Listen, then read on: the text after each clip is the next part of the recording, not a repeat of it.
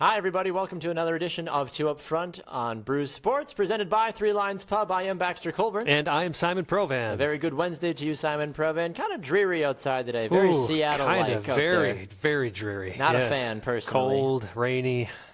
But we're living. We're living. It's life. It's a good day to be alive. A lot of great things to get to. We've got some incredible interviews going on the program today as well. We're going to be joined by Steph Ochs of the Houston Dash and Rose Lavelle of the Boston Breakers and the U.S. Women's National Team coming up in our second and third segments.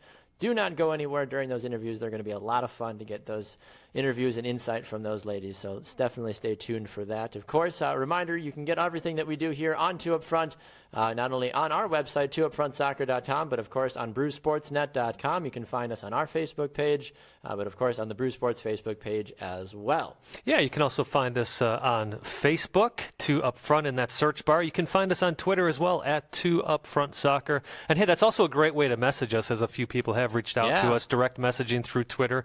Or of course you can email us to upfrontsoccer@gmail.com. All right, so last night there was the opportunity for FC Dallas to finally rise above, Simon. Rise above. They had a 2-1 aggregate lead going into the game against Pachuca, and then the game started, and then it all fell apart. Well, it didn't. I will argue with you. It didn't all fall apart. I would actually say FC Dallas came in with a plan to absorb Pachuca as much as possible, and we saw that. But in the 38th minute, Pachuca did get their goal, and you kind of always felt it was going to happen. So, of course, Pachuca then goes up 2-2 on that away goal that they scored in Frisco. But what was actually a positive about that, Baxter, is that it really forced FC Dallas to open up their game. Yeah. And they took it to Pachuca. There were actually earlier moments, too, in the game in which FC Dallas did have opportunities that they just didn't put away. And, of course, as always, it's going to come back to haunt you. And that's really what it boils down to. I mean, Pachuca outshoots FC Dallas 17-13 on total shots, 7 on target for Pachuca, 3 on target for FC Dallas. One of those shots did go in. Do you think the fact that nobody for Pachuca was subbed off the field played a role into them winning last night? Actually, what I think played a role in, first of all, this wasn't talked about enough on the feed last night. Not making excuses, Pachuca was the better team last night. But their first goal was offside. It was a clear offside, clearly offside. So that on the replay, I noticed that, and there were quite a few people on Facebook saying, "Hey, how about an offside call there?" That was one of the reasons. Another reason is Pachuca was just, as I said, Baxter. They were the better team. They also came out with a game plan. They applied it to effect. Which did it include a lot of flopping and getting those calls? Yes, it did. But look, FC Dallas is a young team. They played well. Chris Seitz was a monster all the way up until the final moment of the game. Coleman gave FC Dallas a lot of hope when he got that 85th minute goal, which did shock a lot of people. The ball was like a pinball in there for a little while. Yeah. But no, ultimately what did FC Dallas in is just that Pachuca was a better team. The thing that kills you as an MLS fan, especially if you are an FC Dallas fan, is that third and final goal of that game that Pachuca ended up getting, which gave them, of course, the 4-3 win on aggregate, was Pachuca's players trying to make a cross, and miscommunication between Seitz and his left back. Left back kind of just lets the ball go, thinking Chris Seitz is there. Chris Seitz isn't. Goes in the goal. But here was the most disappointing thing for me, Baxter. We're a big fan of the guy. He's been on the show, Walker Zimmerman. Yeah. He was culpable on the first 2 Pachuca goals. One, on the first goal, he loses his mark, doesn't see where his player is, guy sneaks behind him, puts it in the back of the goal. Second time, Zimmerman's just letting his guy fool around with the ball. Finally, at the last moment, tries to step up and create something, block the shot. But by that point, Pachuca's already looking at a goal. Well, Walker Zimmerman got a yellow card in the 63rd minute as well, too. So to go along with his poor performance, I mean, if you're going to let 2 goals in and then you go out and get yellow carded as well, obviously you're going to start to play your game at a much more reserved angle. Hence why the second goal went in the 80th minute. If you're saying with Zimmerman playing that defense, yellow cards are just almost like being on 4 fouls in basketball. It's like you don't want to get too close or too physical because you don't want to get that final foul or that final yellow card and then be out, especially with how the referees have been against the American teams. Well, and it was odd as well. Rudy goes down with an injury in the 90th minute for a minute and 45 seconds. FC Dallas was trying to get a sub on the field. And there were moments where the ref could have stopped the game for an injured player, and he didn't. And I'm talking about moments in which the ball wasn't going one way or the other. So the ref very well could have, especially in a match of that magnitude, keep it a fair field as much as possible. And that's the big thing, I feel like, in all of this. I mean, we're going to continue to go back and forth about whether or not FC Dallas was the best shot that Major League Soccer had. I mean, yes and no, but at the same time, it's the little things. And we've even been picking on Walker Zimmerman, even outside of CCL, issues that he's been having. But this team is so talented. But the fact that when it comes to sometimes playing against these Hispanic teams, do you think it's just because it's the whole Liga MX versus MLS storyline that some of these guys just kind of lose focus in games like this? No, I think the biggest thing, and this is something that, look, it's on MLS. It's the fact that MLS starts the knockout rounds of the Champions League during their preseason and early season, whereas the Mexican teams, the Central American teams, they're mid-season form at this point. That's the biggest thing, Baxter. It's the scheduling thing. And look, I am not saying that MLS gets to use that as an excuse. MLS has its schedule set up the way it has it set up. If you go back the other way, well, now it's going to be unfair to Liga MX. I don't know how you find that happy medium. Someone's always going to be upset, I feel like. Right. Even with the change that they're making where the MLS teams and Liga MX teams get to go right into the knockout stages in the next tournament, you're still looking at the same time frame that these games are going to be played. So I don't know how much that's going to actually help MLS. Yeah, I agree with you on that one. There's not a lot of things that really can use to be solved. I mean, do you somehow try to find a way to put the games in the middle of the season, or at least where both teams have had a couple of games under their feet? I mean, Mexico starts their year at a different time just because they can have nicer weather all year long. They don't have to worry with, hail and snowstorms for half the season like, we have to do for the first and end, beginning and the end of the MLS season. So that was where things can get a little crazy at times. Right. Well, one thing we'll see tonight, Baxter, of course, Vancouver still in this, taking on Tigres. Vancouver setting a tweet out that it's going to be rainy, it's going to be cold, and they're keeping their roof open. Good. So we'll see if that affects Tigres at all. My only thing is, if Vancouver has not been training on artificial turf in the rain, is it really going to play to their advantage? That's what we'll have to find out. I don't necessarily know. I mean, I've played soccer in Florida during my high school years, and anytime it would rain when we'd play on turf fields, guys are flying all over the place, right, and the ball is skipping left and right, and you're just trying to even remotely resemble a game of soccer. It doesn't work very well, especially in artificial turf. No, and Vancouver's already down 2-0 in this series, so they have to score at least 2 goals. You hope they get 3. Right. But I'm going to be honest with you, I don't have much hope for the Whitecaps. No, I don't either. And Corey here on Facebook says that Europe plays in bad weather. But, Corey, they actually are playing on real grass, so it's a little different when that actually soaks it up, whereas it's more of just like this wax paper on the turf that they're trying to play on. So that's why the ball flies so much faster. And on top of that, the way I'm going to sound like a total nerd here, and I don't mind, but also the way the Gulf Stream works, the way it pushes, I'm going to sound like a weatherman, the way it pushes up to England, I'm going to do it, Baxter.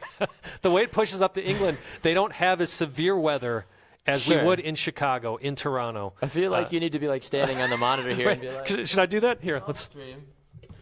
Please. So here, over on the F side of our 2 Up Front logo, the Gulf Stream would be pushing up through here. So you're getting all this warm air. I guess this red square here would be England, perhaps.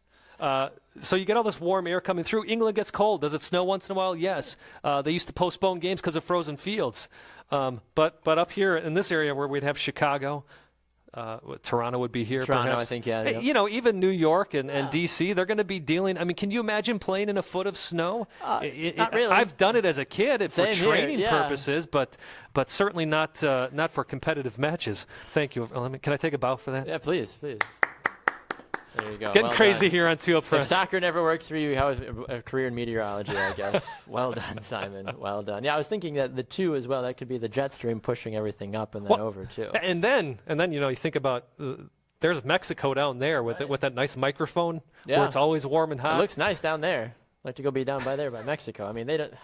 So anyways, my biggest point after all this tomfoolery, no offense to any Toms out there, is that the weather in Europe does not get as severe as it is over here simply because of the differences. So, yes, they do play in some severe weather. And, look, the MLS Cup finals the last 2 years have been in cold weather. Terrible weather, yeah. But are you talking about, if we're talking about moving the schedule around, now you're talking about months of cold weather, months of snow. So how do you make that work?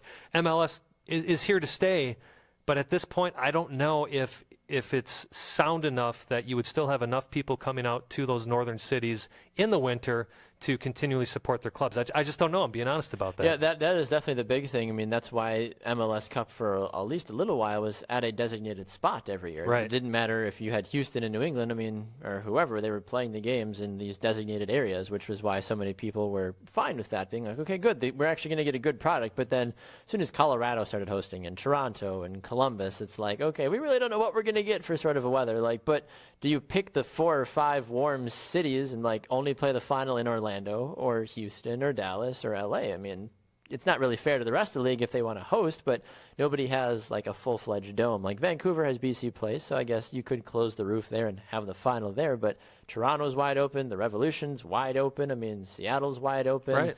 It definitely adds a different element to the game, that's for sure. Yeah, and it's a tough thing. Look, the club I support the most, the Timbers, they play on artificial turf, and it frustrates me. I don't like to see finals on artificial turf. No. At all. And that's been an argument for such a long time. I mean, how many times have we seen the Instagram and the Twitter pictures of soccer players posting, shots of their knees after games, being like, "This is why we need to play an artificial surface or not artificial surfaces," right. And their knees are just torn to crap. And then it's like, what am I doing with myself? Like, it's never a good situation. And the U.S. is not the only place that plays on artificial turf. Russia has plenty of fields, but. Look, I don't want to get in a comparison debate between us and Russia, so I want to stay on air and live to see another day. I'm sure they mean well. They're good people over there. So when you think about it overall, I mean, there's a lot of different ways to look at this. People are going to continue to fight back and forth about, wait for climate change, wait to see, well, the Europeans do it. But like you said, the mechanics and the weather are totally different, regardless of, like, oh, it's cold there. But yeah, they're playing on different surfaces. There's so many other things that go into it that what we don't have here in America that they do have over in England, or vice versa. Right, and Corey also posed the question, why don't they play on grass? Well, that's another great question. That's a phenomenal question. Depends on the stadium situation. For example, obviously the Sounders don't have much of a choice. They're basically renting CenturyLink, so that's of course how the Revolution are there. too, for the most part. When you think about it, they're using Gillette Stadium from the That's Patriots, right. Even though supposedly Robert Kraft is doing something with the stadium. I'll believe it when they actually have it fully built. It's pretty amusing when Jonathan Kraft comes out and comments about St. Louis wanting to get a really nice-looking stadium, and that St. Louis should go through if they're able to get the stadium. It's like, hey, Jonathan, what about Boston? Yeah, what about the team? What about the team you own? Yeah, the team that's been to 4 finals. It's like, come on, guys.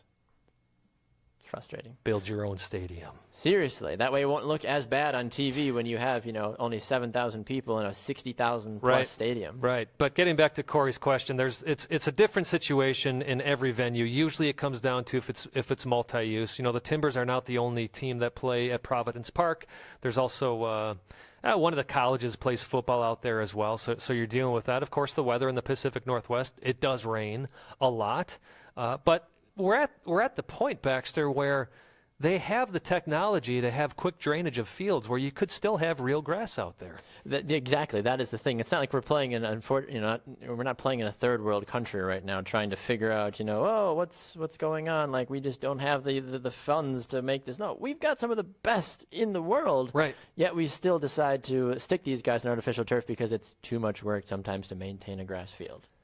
That's frustrating. So we'll in a roundabout way, we'll see what happens with Vancouver and Tigres tonight. I don't know, maybe Vancouver shocks the world like Montreal did. That would be great. A couple of years ago. Go Vancouver, honestly. Yeah. I mean, do you really think, though, that what's the realism of this actually happening? No, I would say there's perhaps a 10% chance of Vancouver moving on. That is really, that's about it. How did the first leg go again? 2-0 to Tigres, right. And Tigres dominated that game. There were a few times where Vancouver looked decent, but that was really a game dominated by Tigres. Of course, then you have the big move with Kakute Mana being traded away, so you don't have him anymore.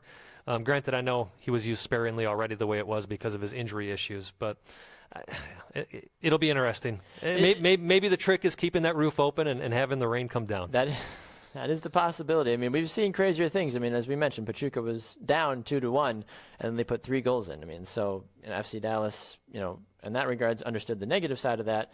Who's to say Vancouver, who is now down by 2 goals, can't then change that as a whole? Sure, they're playing at home. That's a huge shift there. Playing at home. That is the big thing about all of this. So Well, we've got a lot of great stuff coming up here for you on the show today. Steph Ochs is going to be here with us in just a moment, and we definitely want to continue to make sure that's going to be an exciting time here for us.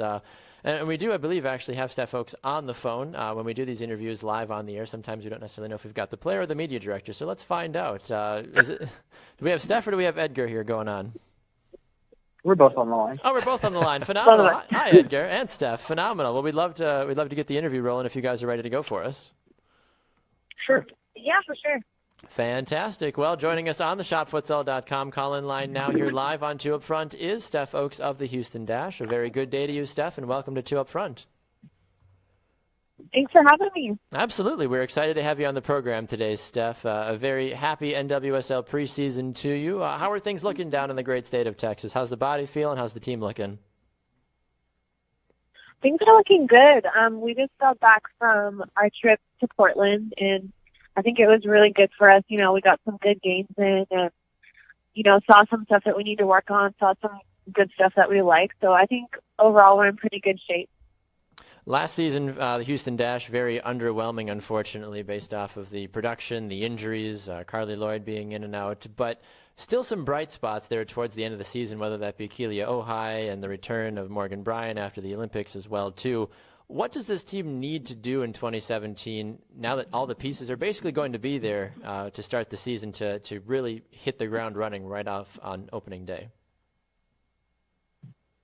Yeah, well, I think for us, we have good personnel, and, that's never really been the issue. I think that the big thing is just, learning how to mesh well together and learning what works and what doesn't. And I think in the past, you could kind of tell there were kind of some chemistry issues on the field. And I think it was hard for us to get a good group going. Like last year, we had a bit of a rough point in the beginning of the season, and we had like a streak of games where we just could not win, could not score, and it was really frustrating. But towards the end of the year, we kind of started getting more of a rhythm, and I think for us, we have a lot of good players. It's just a matter of working well together.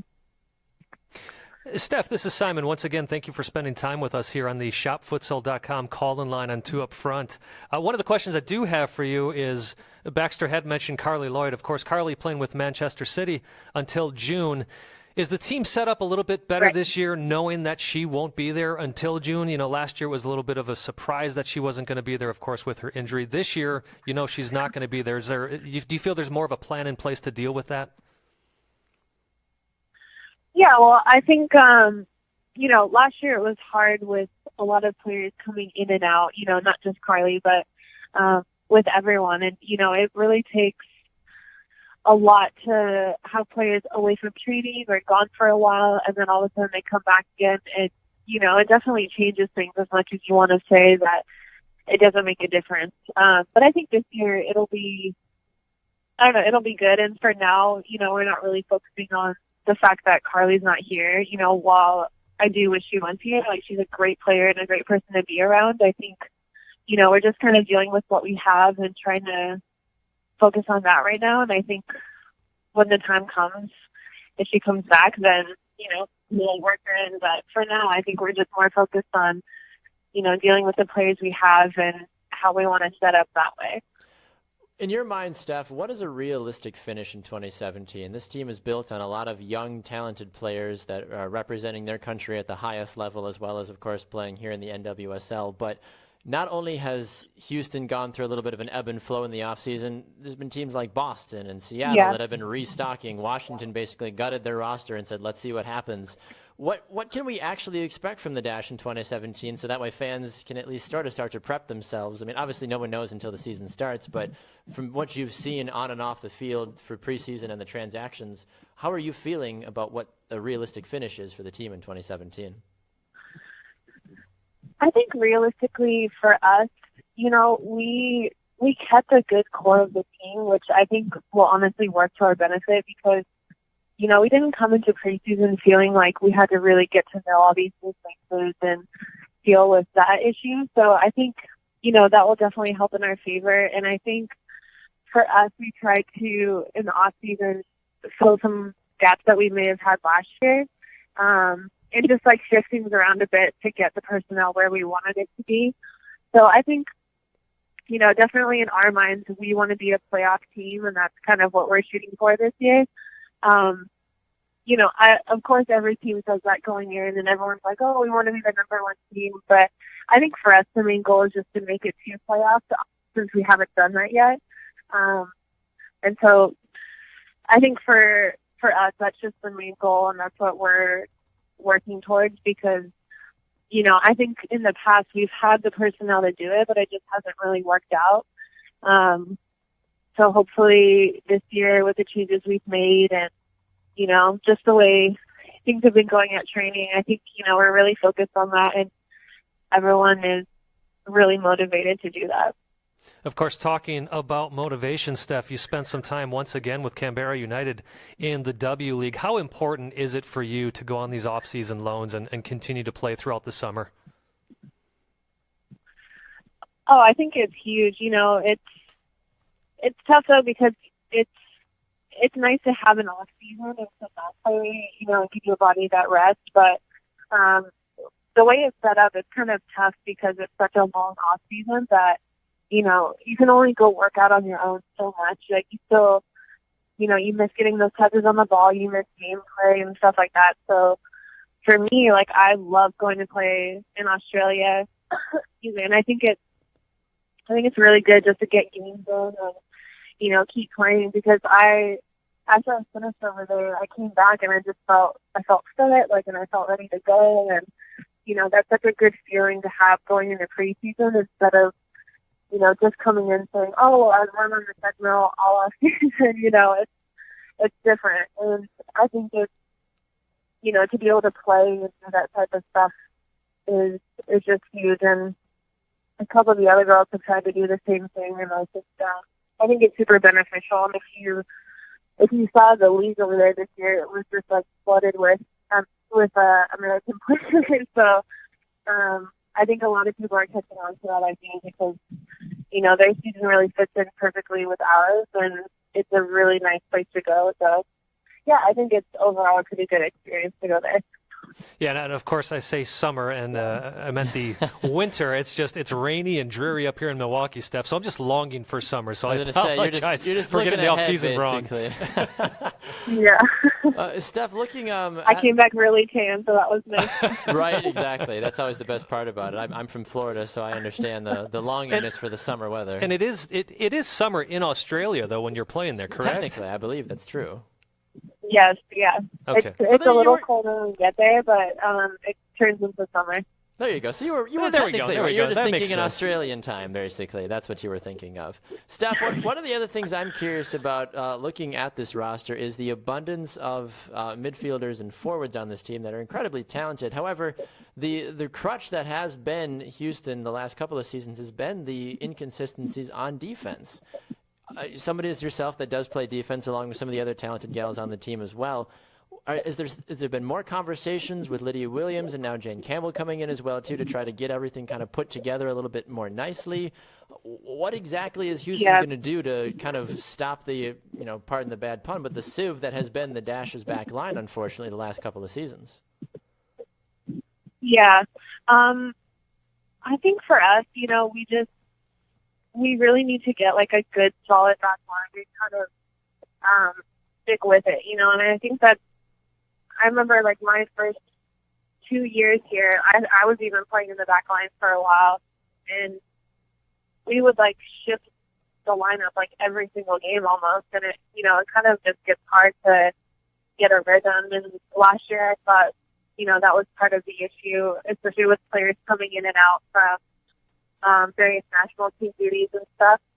But I think for us, we just, like this year we brought in Janine from South Africa, and she is a little bit older. She brings a lot of experience, which will be really good. And, right. We also have Bruna from Brazil, who's also older and great experience. And I think for us, it's going to be great. And just being in preseason so far, having those types of players makes such a big difference, because before it was like we would tend to have a lot of younger players that, while I'm not saying that's the worst thing in the world, but I think it definitely helps to have experience and to have, you know, like a confident voice back there who can really lead the back line. And, you know, I think that's something that we were lacking, is that leadership back there. And, you know, someone who's really going to help keep everything organized, someone who's going to help lead the people in front of them and stuff like that. So I think you'll definitely see a better back line next year. I'm hoping, but so far in preseason it seems like they've done pretty well. So. Well, that's definitely what you want to hear as you move into the season, is that things are starting to kind of, you know, repair after. I mean, even after last season, you finished with a 0 goal differential, thankfully, with 29 conceded and 29 scored, but you'd like to be on the positive side of that in 2017. And I think, honestly, I mean, Simon, we've talked about this already a little bit, what Houston and other teams have done. I mean, this is going to be probably one of the best years of NWSL, I think, going forward. Well, absolutely. And Steph, of course, your home opener is your first game of the year on Saturday, April 15th, 2 o'clock Eastern time, taking on the mighty Chicago Red Stars. So it's a good test. It's an exciting way to start off the season, of course, against Chicago, but also at home at the beautiful BBVA Compass Stadium. Yeah. I think we're very excited, and it's crazy how fast preseason has flown by, because I feel like we just started. But you know, it was good because we got to actually play Chicago in Portland, so we kind of got a good feel for them. And I think going into the first game, everyone's so excited, and there's so much good energy towards it. So hopefully it will go in our favor. Well, by the way, you got to tell Rachel Daly to calm down with those magnificent goals in preseason. She's got to save those for the regular season, so she gets goal of the year this year. Sorry, what did you say? I was talking about Rachel's fantastic goal against the Thorns in the preseason tournament. Yeah. That's why she's one of the best, and we certainly love having she's been on the program before as well, too. So, Steph, well, we got to run, but we appreciate you taking the time to join us here on 2 Up Front. We wish you nothing but the best during the 2017 season, and hope to revisit with you as well, maybe in the next couple of months as well. All right. Thank you, guys. You're welcome. Thanks, Steph. All right, we'll talk to you soon. There goes Steph Ochs on the shopfutsal.com call-in line. Great to hear from her. Great to get a little bit more of an insight into the wide world of the Houston Dash. Houston, of course, it's known by many of folk as the team that I support. It's been a love-hate relationship over the last 2 years, but I feel like Houston certainly has some of these pieces in place. I wouldn't call it a love-hate relationship for you. It's more like a love-confusion relationship. It is, because I love them, but they confuse me, because it's like, you have so many good players. Why are you bad? That's what confuses me. I do think we're going to see, we've talked about this, a better Dash this year. Well, I think the big thing, too, is going to center around the production from Kealia Ohai. Last year, she really had that coming-out party towards the end of the season where she was scoring goals left and right. Now you look ahead to what she's been doing already in the offseason. She's been getting consistent call-ups with the U.S. Women's National Team. Also, this is a player that knows what to do to be successful, and I think she's going to do that at a high level this year. So I'm looking forward to that. Continue to see her growth, which is very exciting, of course, with the Dash, and as you said, with the women's national team, and she's only getting better. Right, exactly. Speaking of the women's national team, speaking of players that are definitely on the rise, in 2017, the first overall draft pick came out of the University of Wisconsin in the NWSL. It was Rose Lavelle. We had the opportunity to sit down with her a couple of days ago and have a conversation, get to know what she's been doing here in the offseason, her time with the U.S. women's national team. And it's been it was an absolute pleasure and an honor, honestly. And we have the full interview here for you now. So enjoy Rose Lavelle here live on 2 Up Front. Hi, everybody. Welcome to a special edition of 2 Up Front as we continue on with an exciting show that we've got going on for you. For those of you guys that know, we'd like This is like a World Cup win for 2 Up Front today. It really today. is, honestly. We've got a lot of excitement to get to in just a brief moment. But as you guys know, we here on 2 Up Front love to do different interviews that we get to incorporate into our show. And as you mentioned, Simon, we've had the opportunity to interview a lot of great players, honestly. I mean, we've talked to many different players, men's and women's, club, international.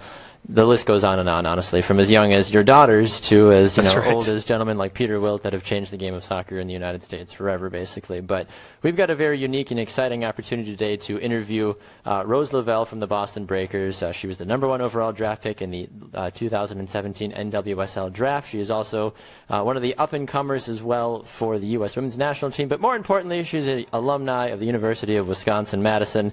And she joins us now on the shopfutsal.com call-in line. Rose, a very good day to you. Welcome to 2 Up Front. How are you today? Good. How are you? Thanks for having me. Absolutely, Rose. We are just thrilled to have you on the show today. First and foremost, you are down right now in the great state of Texas, getting ready for the U.S. friendlies against Russia. How are the first couple of days of camp treating you? How's the body feeling? How's the team looking so far? Well, I can tell you it's been really nice being in the warm. Boston has been pretty freezing.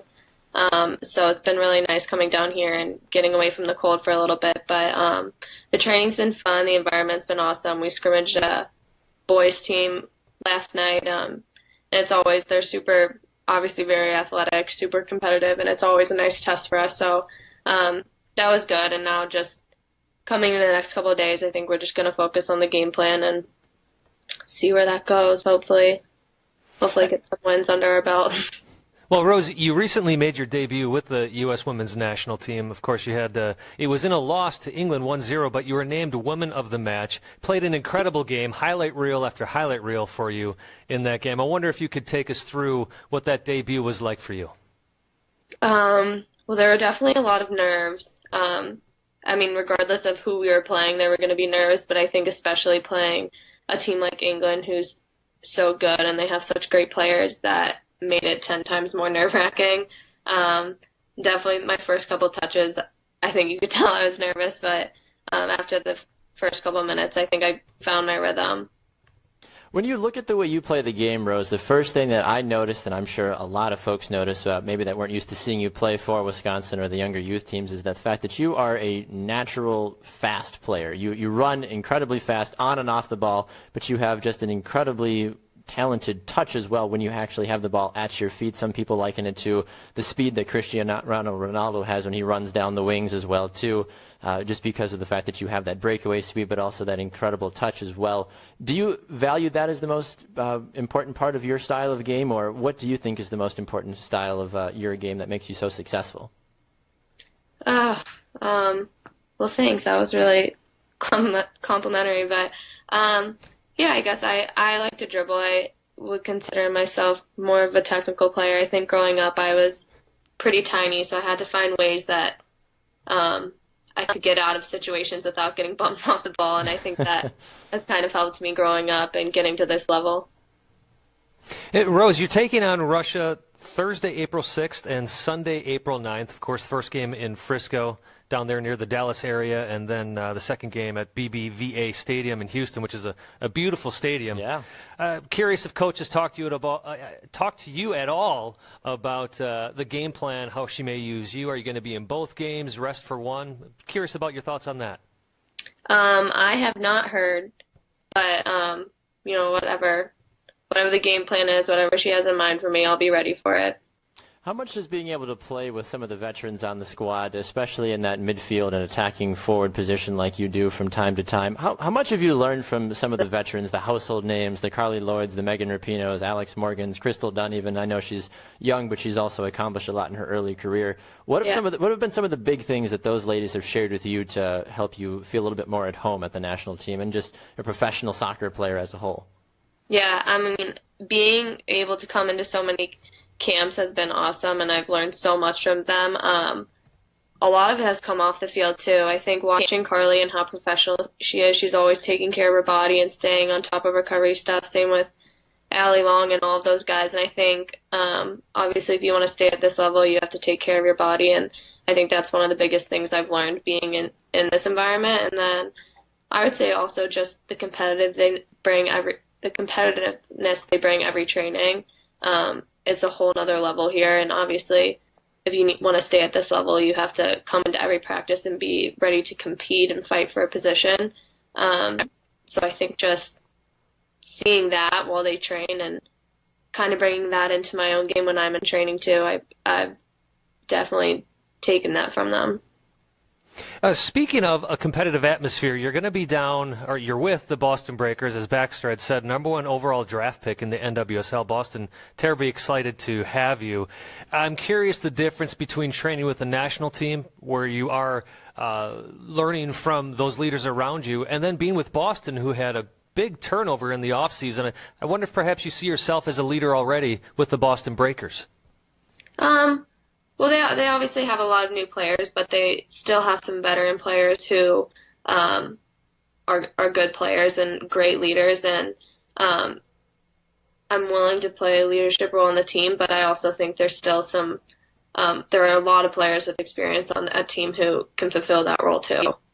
We've had Coach Matt Beard on the show before, Rose, and he, when he first took the job, and he actually came on the show soon after he took the job, he was very critical of the women's college game in America, saying that it still had a long way to go. But we also had him on shortly after he drafted you first overall, and I said, Coach, have you changed your mind? And he's like, well, Rose is a special player and certainly can change a person's mind about how the game is certainly developing. But this is a Breakers team last year, Rose. You scored 14 total goals as a team last year, only 3 wins.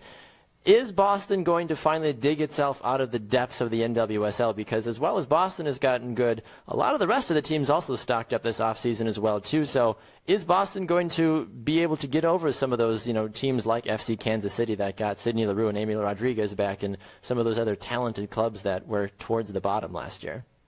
Definitely. I mean, I think every team has been changing. I don't think any team is exactly how they were in the year past, but like I said, I think Matt's brought in some great players, and there's obviously a lot of good rookies too, so I think we can definitely be a force to be reckoned with this season.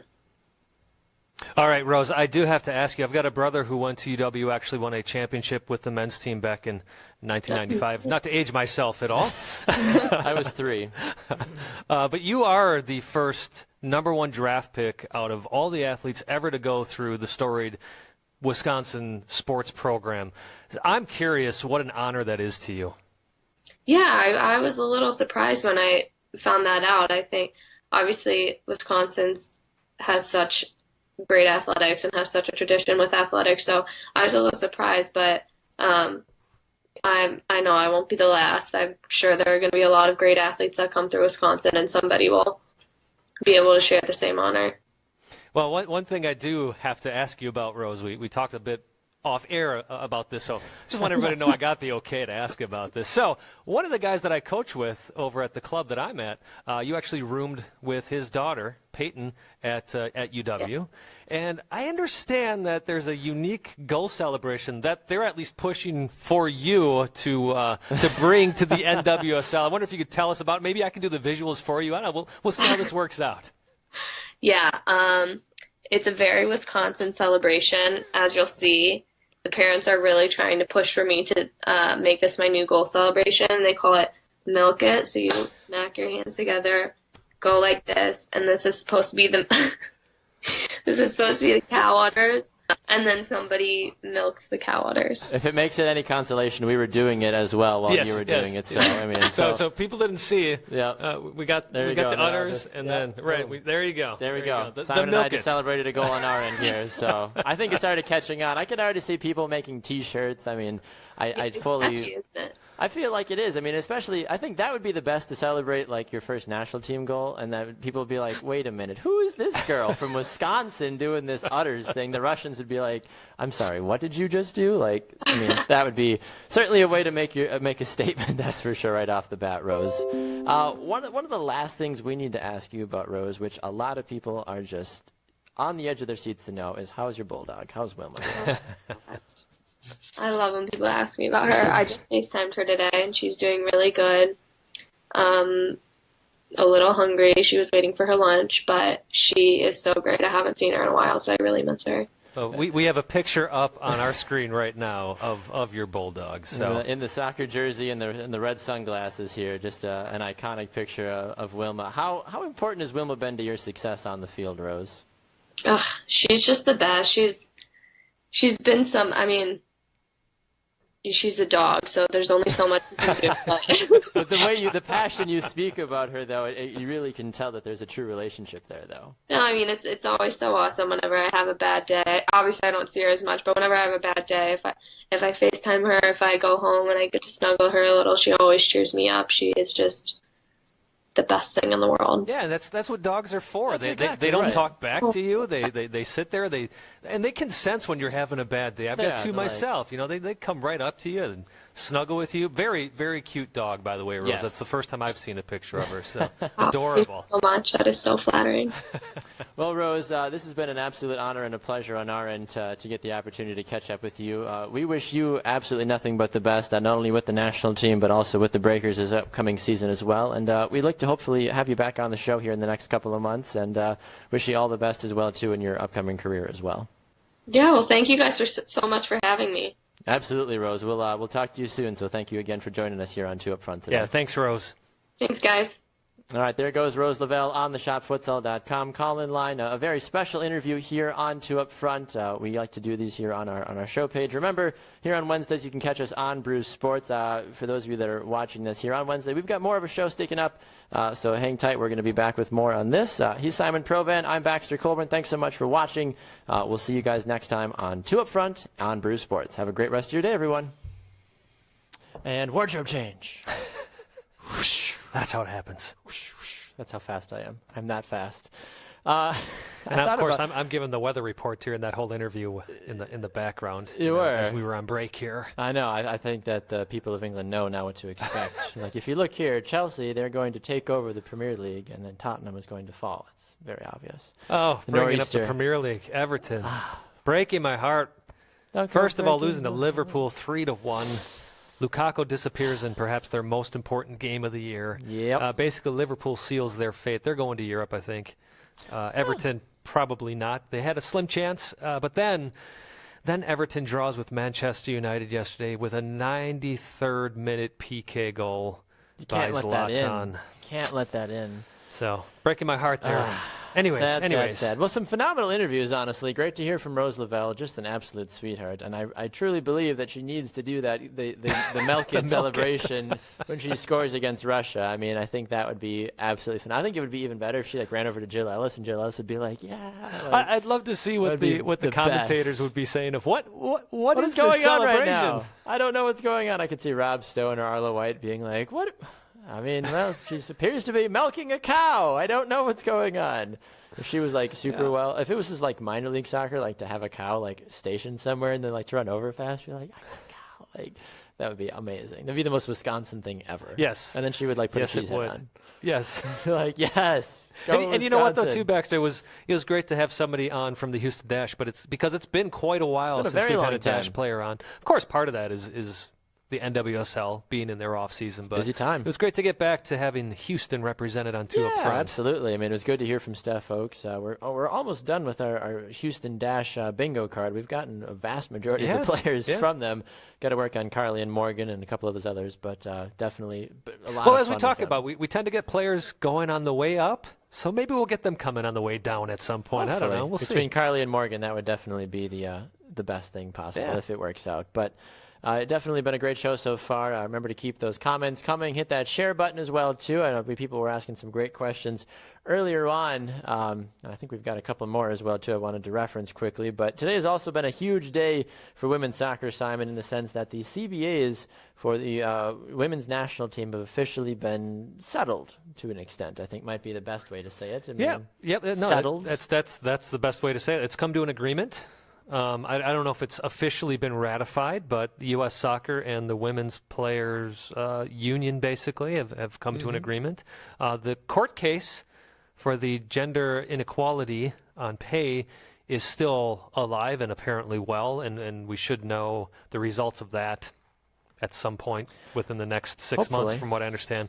But the big thing is the CBA is now behind them. Greater commitment from U.S. Soccer to up the standards in NWSL.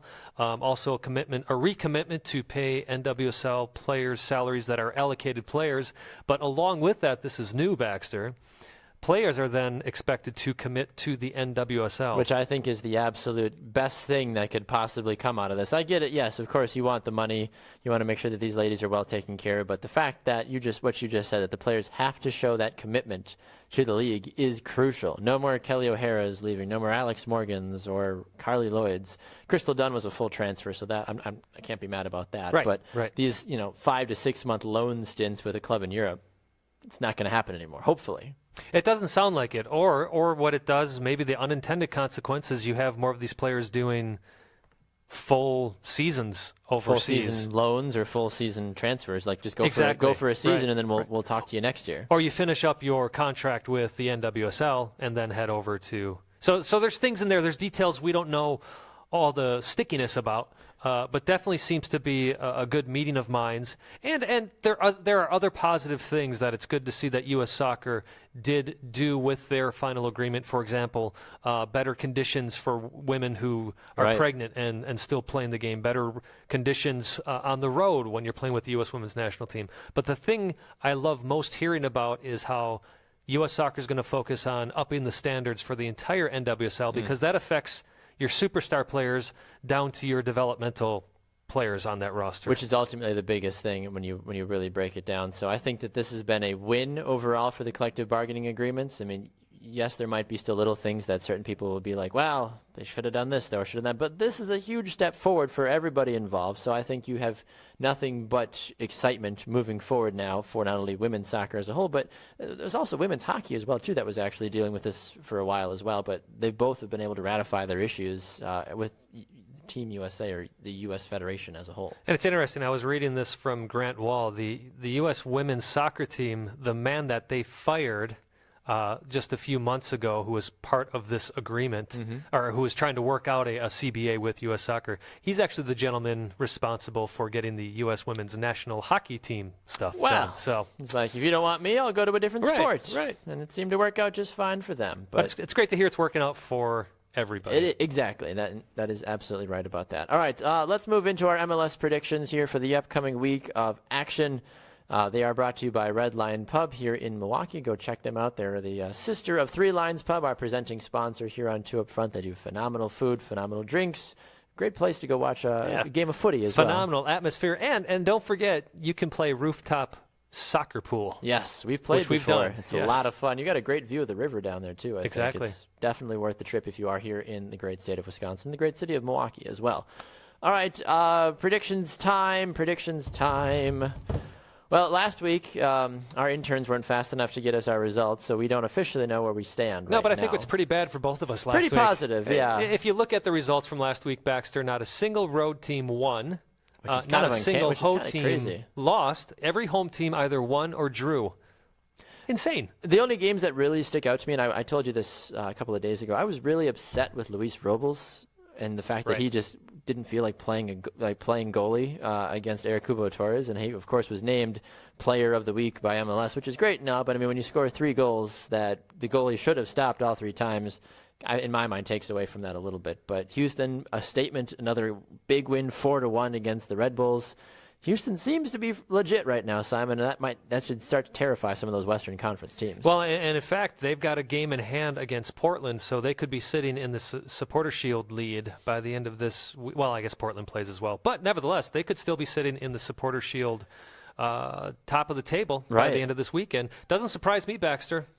Does not surprise me. Again, I told people at the beginning of the season they're my Colorado this year. Yeah, and they're certainly exceeding Colorado expectations. They certainly are, and Cubo Torres himself is exceeding expectations. So, was Cubo Torres really that bad of a player this last year, 2 years, whatever it's been in Houston, or is it that he's finally got a coach who understands him and knows how to play him? I think it's a mixture of the coach and a mixture of the supporting cast around him. He finally has other talented players from that Central and South America region that understand the same style of play that Torres does, and I think that's why they've been all gelling so exceptionally well, and ultimately that, I think, is why they've been so successful. Well, people are still saying to me, Simon, it's early in the season.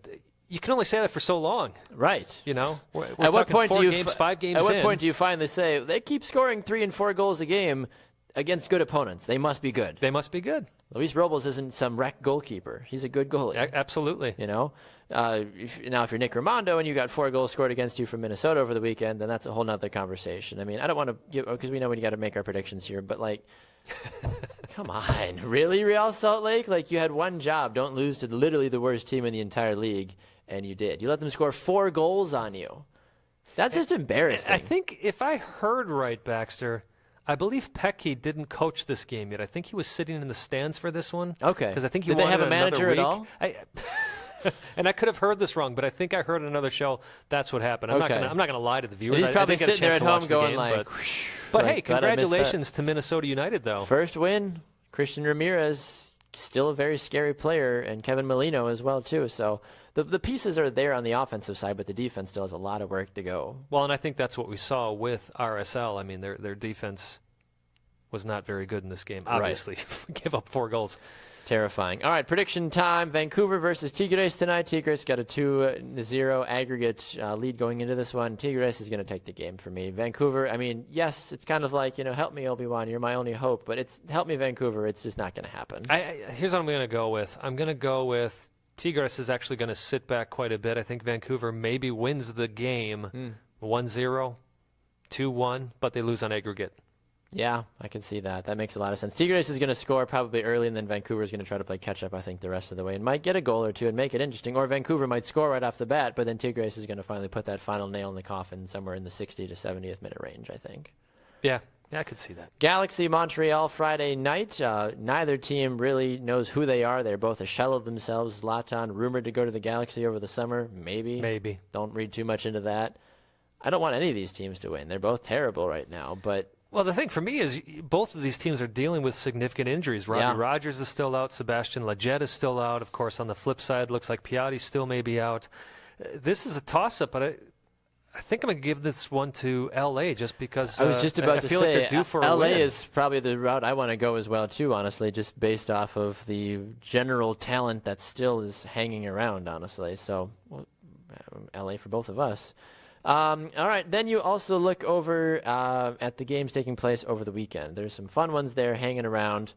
Chicago, Columbus, New England, Houston. Those are the first 2 games. Boom, boom, right off the bat there.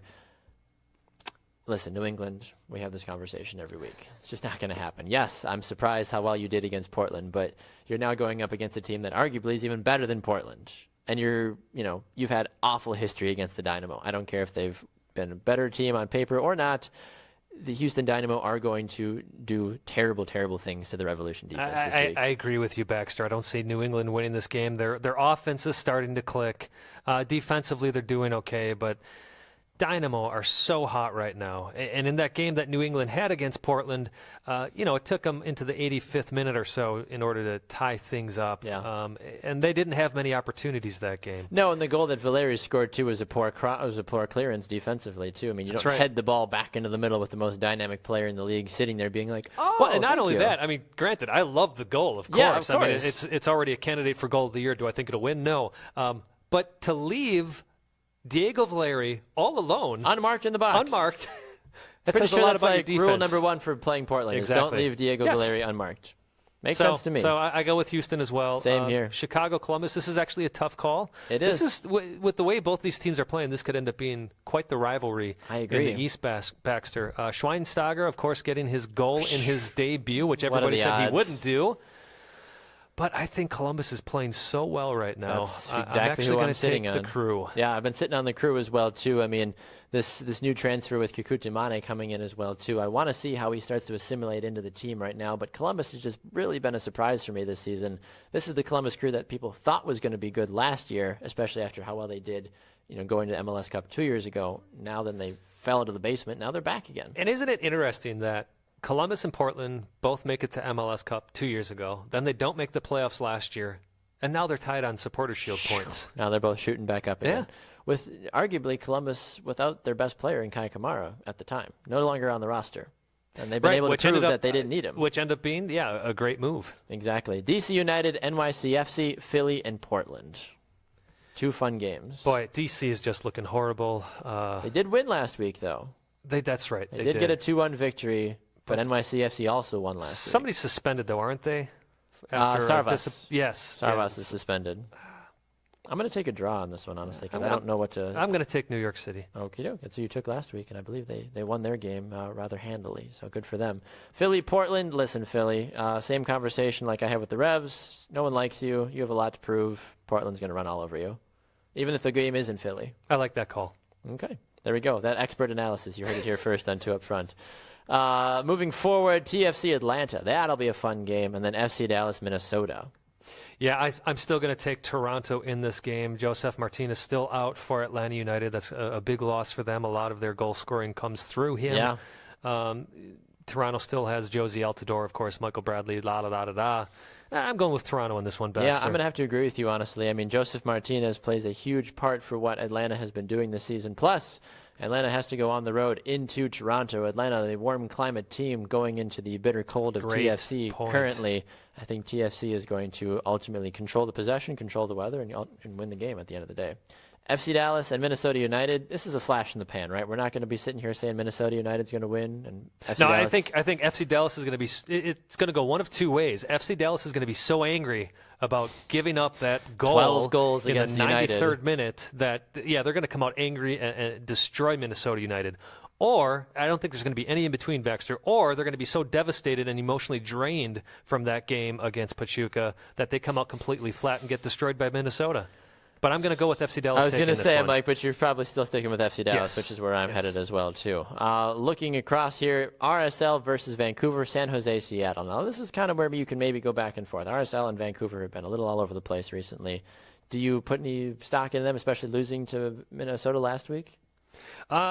I think I actually put more stock in Vancouver's focus right now is Champions League ball. Yeah. The last time they played against Tigres, I talked about how they're going to come out tired, which is exactly what they did. They ended up losing that weekend. I actually think we see the same thing again, Baxter. Mike Petke will be in charge of RSL, so they're going to have that boost of a new coach there, Real Salt Lake, of course. Point. So I'm going to go with a rejuvenated RSL taking down a very tired Vancouver Whitecaps. All right. I'm going to go with the draw on this one, actually, just to spice things up a little bit here. San Jose, Seattle. San Jose has been decent recently, but Seattle also, of course, Clint Dempsey's been playing out of his mind recently. This is a tough game for me to call, but I think Seattle ultimately steals this one. Okay, I'm going to take San Jose. There we go. Nice little switcheroo on us. There we go. Then the last two, Orlando Red Bulls, SKC, Colorado. What do you think? Well, if I remember correctly, Orlando got their first loss They did. just last week. Got shut out, I believe. New York Red Bulls seeming a bit injured. Orlando's been looking good at home. I'm going to take Orlando City. That's who I was thinking of as well, too. And then you've got SKC, Colorado. It's at SKC. I've got to take with the Blues on this one. Yeah, right there with you. Taking All Sporting. right. Let us know your predictions in the comment section below, of course. Remember to get us on the social media universe as well. Simon, it's been a lot of fun. We've had a great show today. Good to hear from Steph Ochs and Rose Lavelle as well from the Houston Dynamo and the Boston Breakers and women's national team as Houston well. Dash, Baxter. Houston Dash, your club. It's been such a long time that I had to say the name. I don't know. Do you got any final thoughts or anything for us before we jump off? Usually this is the part of the show where I come up with some crazy news I read about. They're like, did you hear in Finland? Yeah, I haven't. I've had an awesome week with bookings for my acting work. Yeah, and congratulations. actually this morning, which is why we couldn't go on this morning, I got to act with my daughter Grace, who's in studio here. So that was awesome, and I just want to say how thankful I am for those kind of opportunities in my life. Absolutely. They don't come up very often, so you got to make the most of them. Absolutely. For sure. Yep. Well, phenomenal. Well, we appreciate all of you joining us. Remember, you can find us on our website, 2upfrontsoccer.com, of course, on brewsportsnet.com, and on Brew Sports' Facebook page as well. Traditionally on Wednesdays from 10 to 11 a.m. Central Time, so make sure to check us out there. Hit that like button, tell your friends. That way you can all come watch us here on Brew Sports on a consistent basis. And, of course, you can get our show on demand for audio listeners on iTunes, iHeartRadio, and on Spreaker.com as well. And check us out on Facebook ourselves at 2Upfront. Give that page a like as well. And, hey, why not give it a share there, too? And check us out on Twitter at 2UpfrontSoccer. All right, Simon Provan, I'm Baxter Colburn. Thank you so much for joining me. With our manager being the one above, we are 2 Up Front.